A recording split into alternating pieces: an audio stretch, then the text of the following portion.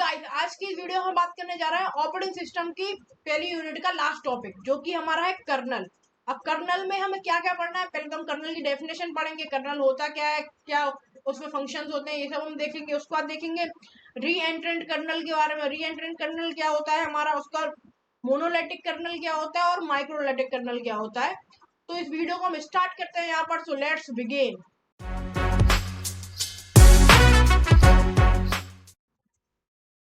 सबसे पहले बात कर लेते हैं कर्नल के बारे में। अब कर्नल यहाँ पे, kernel is the central component of the operating system that manage operations of computer and hardware. अब यहाँ पर क्या है कि ये सेंट्रल कंपोनेंट बोल रहा है किसको, ऑपरेटिंग सिस्टम का। बेसिकली यहाँ पर क्या होगा कि यहाँ पर एक हमारा ऑपरेटिंग सिस्टम होगा जिसमें कुछ हमारे एप्लीकेशंस होंगी, आईओ डिवाइसेस होंगे और बहुत सारी चीजें होंगी। तो लास्ट में जो हमारा कोर बचेगा यहाँ पर, ये क्या होगा, इसे हम क्या बोल रहे हैं, कर्नल। उसने बोला है सेंट्रल कंपोनेंट, तो ये हमारा क्या है यहाँ पर, कर्नल हो गया। ठीक है, बेसिकली ऑपरेटिंग सिस्टम का कोर ऐसे कहा जाता है कर्नल को। और ये क्या करता है, ऑपरेशन कौन, ये मैनेज कौन कौन सी ऑपरेशन करता है, कंप्यूटर और हार्डवेयर के ऑपरेशंस को मैनेज करता है। अब हार्डवेयर में कौन कौन से ऑपरेशन हो सकते हैं, जो भी यूजर द्वारा हमें, यूजर मोड में क्या होता है कि एप्लीकेशंस होती हैं, जो कि क्या होता है कि यूजर उन एप्लीकेशन पे प्रोग्राम को एग्जीक्यूट करना चाहता है। अब कोई सा प्रोग्राम कहीं ना कहीं उसमें हार्डवेयर का यूज तो हो गई ना, मेमोरी एलोकेट होगी, कौन सा हार्डवेयर यूज होने वाला है, कौन सा सिस्टम यूज होने वाला है, ये सब चीजें कहाँ होती है, हार्डवेयर के अंदर होती है। तो इसे कौन कंट्रोल करता है, उसे कंट्रोल करता है, उसे मैनेज कौन करता है, बेसिकली कर्नल मैनेज करता है। जो जो हमारा हार्डवेयर से काम होता है, किसको, एप्लीकेशन को, यूजर मोड को, उसको कौन कंट्रोल मैनेज करता है, उसको मैनेज करता है kernel. It basically manage operations of memory and CPU time. अब यहाँ पर मेमोरी, अब मेमोरी किस में होगी, हमारी हार्डवेयर में होगी, हार्डवेयर मेमोरी कहीं पे होगी, कोई हार्ड डिस्क होगी। ठीक है, तो उसमें मेमोरी होगी, उसको मैनेज करेगा। और सीपीयू टाइम, कितना टाइम उस सीपीयू को एग्जीक्यूट, मतलब प्रोग्राम को ही है, उसको सीपीयू कितना टाइम दे रहा है एग्जीक्यूट करने के लिए, वो सब टाइम कौन मैनेज करता है, हमारा कर्नल मैनेज करता है। It is a core component of the operating system. अब मैंने यहाँ पे एक डायग्राम बनाया था, इसमें क्या हो रहा है, एक कोर आ रहा था, वहां पर क्या है हमारा कर्नल। ये हमारा क्या है, एक शेल है। अब शेल क्या होता है हमारा, कोई मान लीजिए शेल क्या हो गया, जैसे कि यूजर मोड हो गया हमारा। ठीक है, कोई यूजर मोड हो गया, यूजर मोड में क्या होगा, अब यूजर मोड में आप कोई अपनी एप्लीकेशन होंगी। ठीक है, बेसिकली क्या होगी, आपकी एप्लीकेशन होंगी। अब एप्लीकेशन है, अब उनको क्या है कि उसको प्रोसेस को एग्जीक्यूट करना होगा। तो एग्जीक्यूट करने के लिए वो क्या करेगा, सिस्टम कॉल करेगा। सिस्टम कॉल क्या करेगा, वो हार्डवेयर, कौन कौन से सिस्टम में यूज हो रहा है, रिसोर्सेज यूज हो रहे हैं, तो वो किसको कॉल करेगा, कर्नल के पास जाएगा। अब कर्नल क्या है, हार्डवेयर का यूज करके उस प्रोग्राम को प्रोसेस करेगा हमारे। ठीक है, और उसको प्रोसेस करके कहाँ, उसको यूजर मोड में एग्जीक्यूट करा देगा। ठीक है, तो ये क्या हो गया, हमारा यूजर मोड हो गया। अब कर्नल मोड, आप इसमें आपको यूजर मोड समझ में आ गया, आपको अब कर्नल मोड भी समझ में आ रहा होगा कि कर्नल मोड क्या होता है। अब कर्नल मोड में क्या होता है कि इस प्रोग्राम को एग्जीक्यूट करने के लिए प्रोसेस होता है, किसमें होता है, कर्नल में होता है। ठीक है, बेसिकली ये क्या हो गया हमारा, एक हो गया हमारा user mode.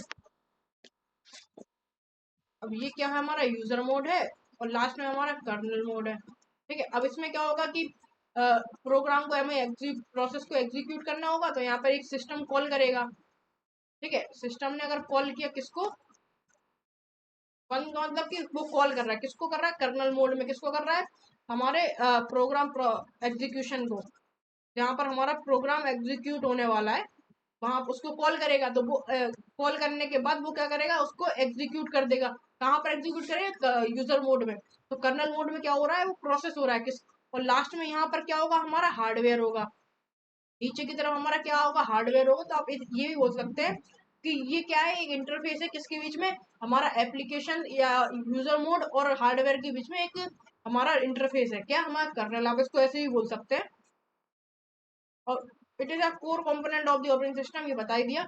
Colonel acts as a bridge between application and data processing performed at a hardware level. ठीक है, अब यही मैंने आपको यहाँ पर बताया कि कर्नल क्या है, एज अ इंटरफेस या ब्रिज काम कर रहा है किसके बीच में, एप्लीकेशन। अब एप्लीकेशन किसमें होंगे, हमारे यूजर मोड के अंदर होंगी, और डेटा प्रोसेसिंग परफॉर्म कहाँ होंगी, हमारे कर्नल मोड के अंदर होंगी। लेकिन किसके कहाँ पर होंगी, हार्डवेयर लेवल पर। नीचे हमारा क्या होगा, हार्डवेयर होगा यहाँ पर, उसके ऊपर कर्नल मोड होगा हमारा, और लास्ट में हमारा क्या होगा, यूजर मोड होगा। ठीक है, तो यहाँ पर हार्डवेयर लेवल पर प्रोग्राम की प्रोसेसिंग हो रही है, प्रोसेसिंग परफॉर्म हो रही है किसमें, कर्नल के अंदर। ठीक है, ये सब क्या होगा, हमारे कर्नल के काम हो गए। ठीक है, using inter process communication and system call. अब जब जब यूजर मोड जब जब सिस्टम को कॉल करेगा, किसको, कर्नल मोड के पास जाएगा, उसे एग्जीक्यूट करना होगा कुछ चीज को, तो वो हार्डवेयर लेवल जो भी हार्डवेयर पे जो भी परफॉर्म हो रही होंगी टास्क, उनको परफॉर्म करेगा कौन, कर्नल करेगा हमारा।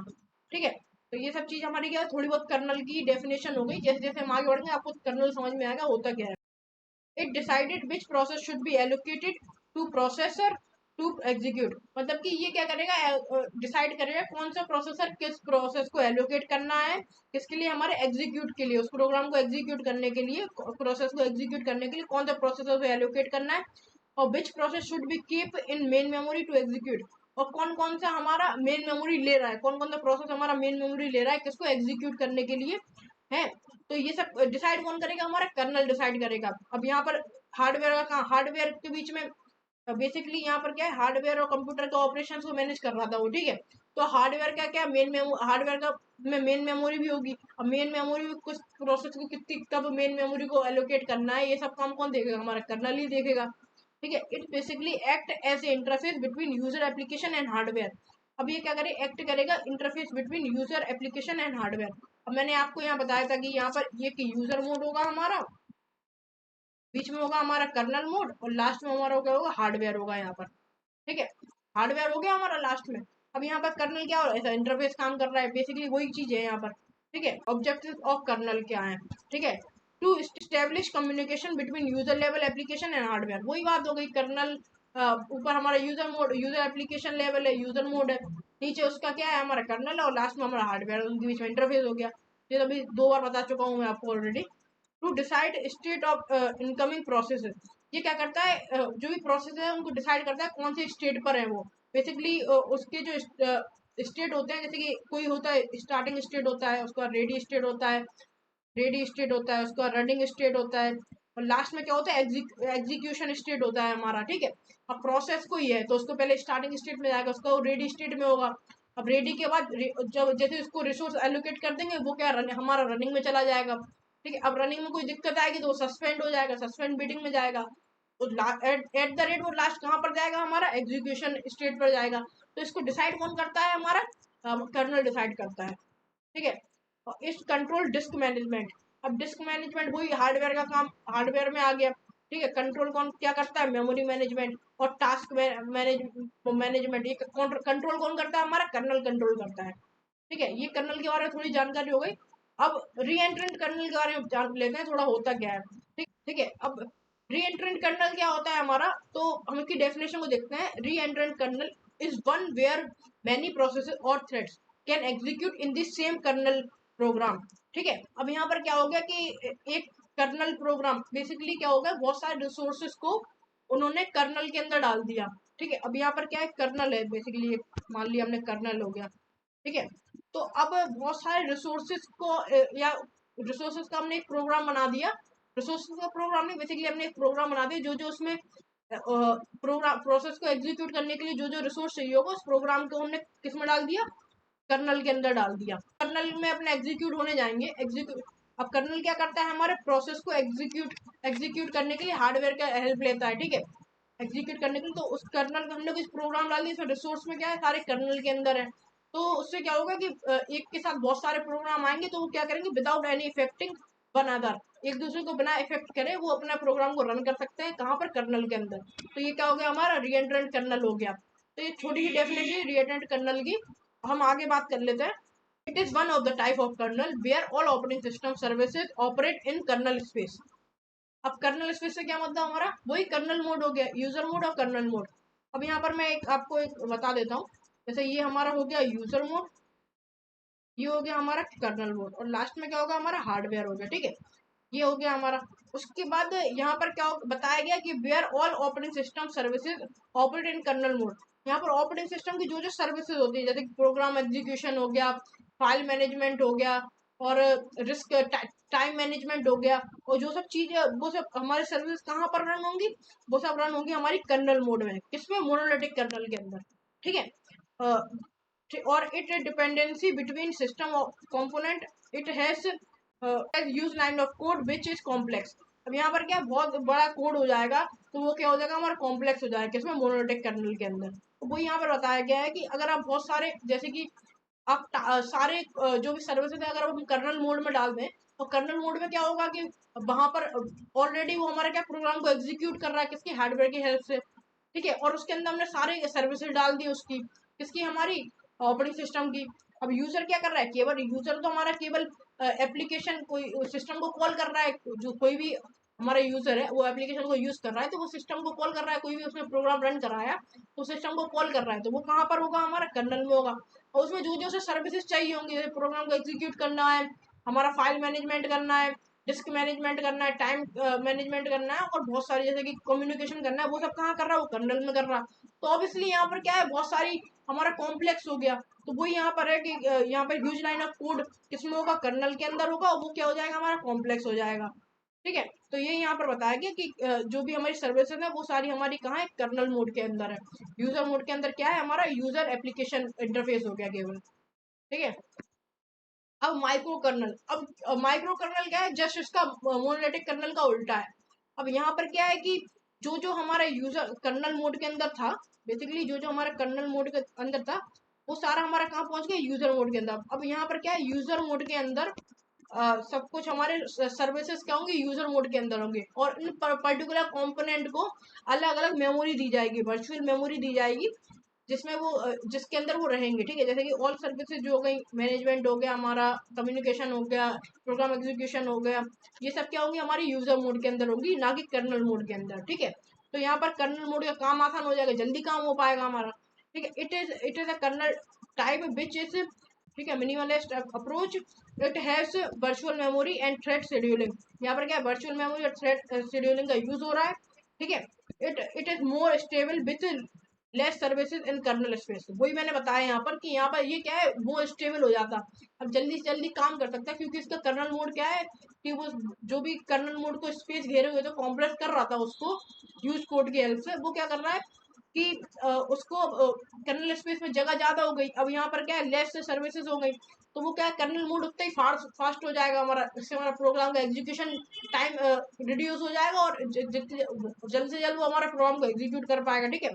It put rest and it puts rest in user space. अब क्या होगा, जो भी सर्विसेज हमारी बची हुई हैं वो सारी हमारी क्या कहाँ होंगी, हमारी यूजर मोड के अंदर होंगी, ठीक है।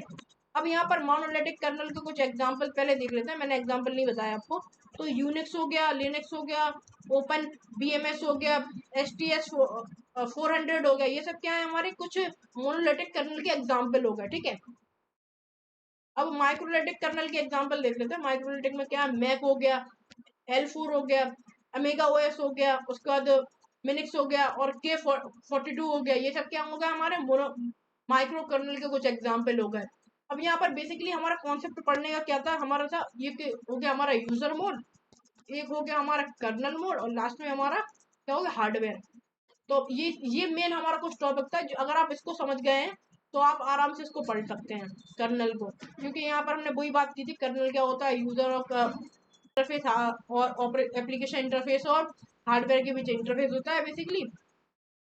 उसके बाद रीएंट्रेंट कर्नल क्या होता है, रीएंट्रेंट कर्नल में क्या बताया था मैंने आपको कि यहाँ पर एक सेम प्रोग्राम को उस कर्नल के अंदर स्टोर कर दिया जाता है, जिससे कि बहुत सारे प्रोसेस आके वहां से एक दूसरे को उस प्रोग्राम को एक्सेस कर सकते हैं, मतलब कि रिसोर्स को यूज कर सकते हैं बिना एक दूसरे को इफेक्ट करें। और माइक्रोलिथिक में मैंने आपको क्या बताया कि जो भी हमारे सर्विसेज होते हैं ऑपरेटिंग सिस्टम के, वो कहाँ होती है, हमारी कर्नल मोड के अंदर होती है, ठीक है। और माइक्रो में मैं आपको क्या बताया कि जो जो हमारे सर्विसेज होते हैं वो सारी हमारे यूजर मोड के अंदर होती हैं बेसिकली। ये कुछ 4 टॉपिक थे जो मैंने आपको आज बताए, और यही हमारे लास्ट टॉपिक थे हमारी यूनिट 1 के।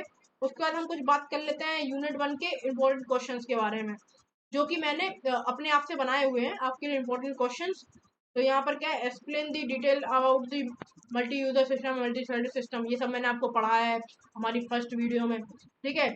और हमारे ऑपरेटिंग सिस्टम की सर्विसेज के बारे में बताओ, ये सब क्या है, एग्जाम में आए हुए क्वेश्चन हैं, ठीक है। Explain detail monolithic and micro kernel है यहाँ पर, तो माइक्रो कर्नल आप कर लेना। माइक्रो कर्नल में सिस्टम में बताना है होता क्या है, पहले आप कर्नल बताएंगे कर्नल क्या होता है, उसको फिर आप बताएंगे ना कि मोनोलिथिक क्या होता है, माइक्रो क्या होता है, यूजर मोड बताएंगे आप, और कर्नल मोड बताएंगे। फिर उसके बाद अपन आप इसको अच्छे से लिख पाएंगे 10 नंबर के हिसाब से, जैसे 7 नंबर के हिसाब से, जैसे आप लिख पाए।